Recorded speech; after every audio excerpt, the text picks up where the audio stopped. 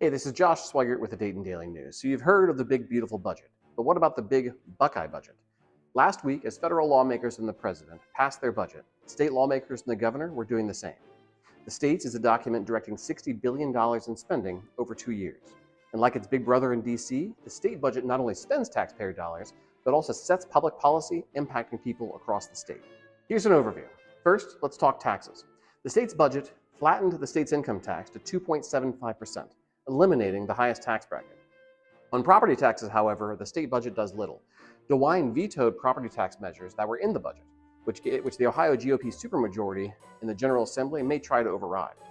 Another controversial measure in the budget directs $600 million from Ohio's unclaimed funds to help build a new stadium for the Cleveland Browns. Beyond spending, there are policy measures in the budget. Rapid fire.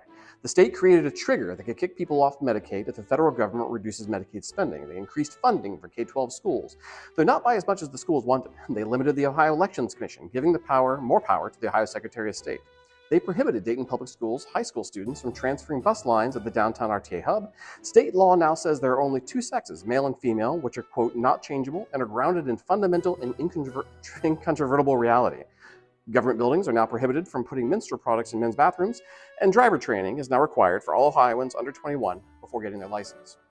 This isn't even all of it. Follow our Ohio politics coverage at DaytonDailyNews.com.